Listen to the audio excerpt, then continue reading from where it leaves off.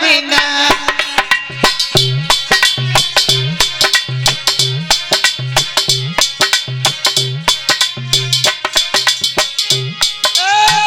सुनी मेरी बगिया कोयल बिना।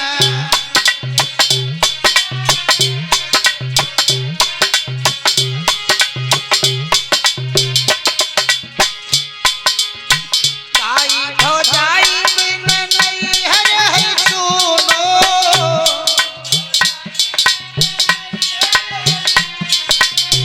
ताई भौजाई बिन नैहर है सुनो।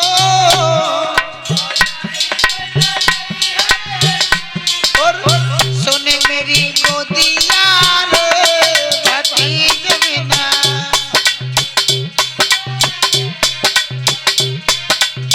सुनी मेरी बगिया कोयल बिना।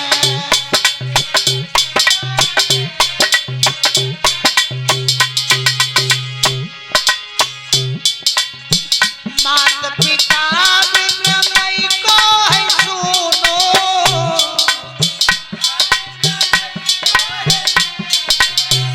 मात पिता बिन नैहर सुनो। और सुने मेरी गलिया वीरन बिना। सुने मेरी गलिया वीरन बिना।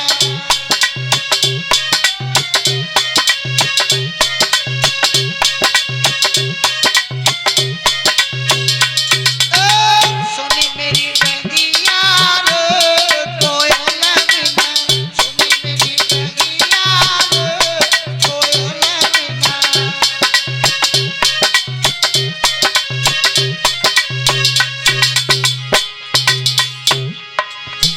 सास ससुर बिन ससुर सुनो।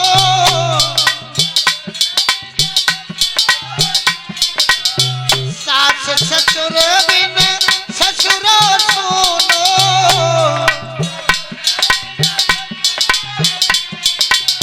सुने मेरी सेजिया सजन बिना।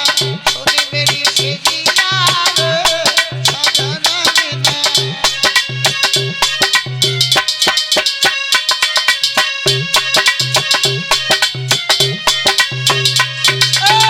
सुने मेरी बगिया कोयल बिना। सुने मेरी बगिया कोयल बिना।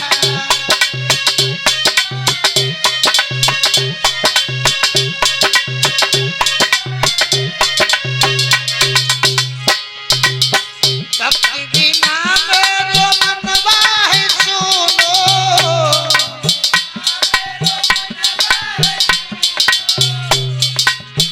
भक्ति बिना मेरो मनवा है सुनो।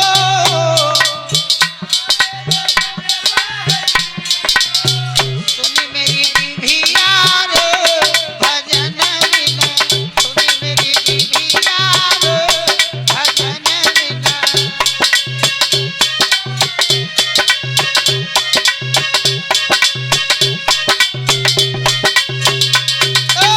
सुनी मेरी बगिया कोयल बिना। सुनी मेरी बगिया कोयल बिना।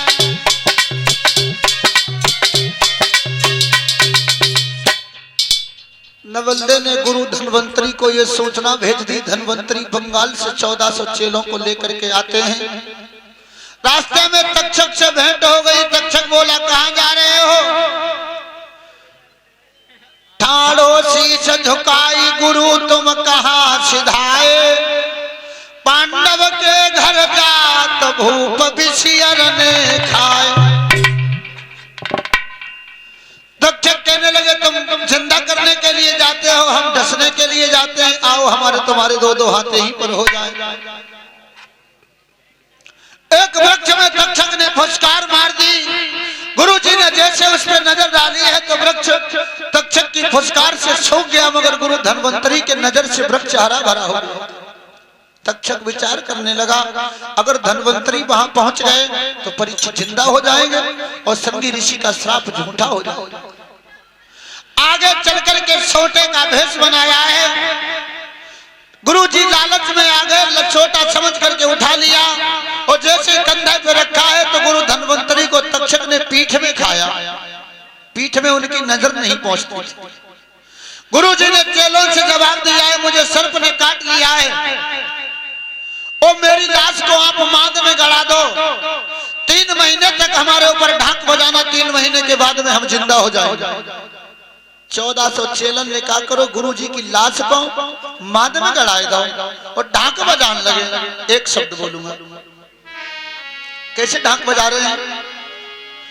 अरे मीठी बोली कोयल की, मीठी बोली कोयल की, सुन कौआ रे मीठी बोली कोयल की।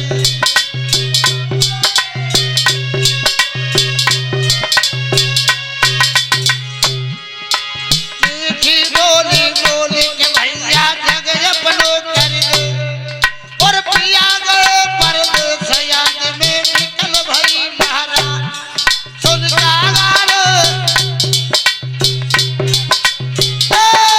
सुन कौआर मीठी बोली कोयल की, सुन कागार मीठी बोली कोयल की।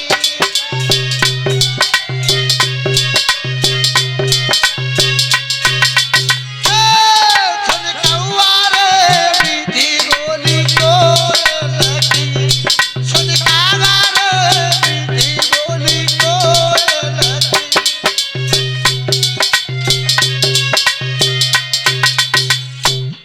ब्राह्मण का भेष बना करके आता है, गुरु जी की लाश को मान से बाहर निकाल लेता है।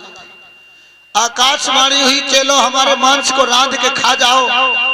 हम अकेले धन्वंतरी थे, तुम 1400 धन्वंतरी बन जाओगे। मगर तक्षक ने यह भी नहीं होने दिया। गुरु जी के मांस को समुद्र में फेंकवा दिया है। नवलदेव बंगाल तक जाती है मगर परीक्षित को जीवन दान नहीं दिला सकती। अंत में श्री सुखदेव जी ये कह रहे हैं, परीक्षित 88,000 महात्माओं ने जब सम्मान किया, स्वर्ग से विमान आया है और उसी विमान पर बैठ करके उत्तरानंदन महाराज परीक्षित परमात्मा के धाम को चले जाते हैं। यहीं पर भागवत कथा संपन्न होती है। बोलिए भागवत महापुराण की। अब एक कीर्तन बोलेंगे सभी लोग, उसके बाद में झांकी का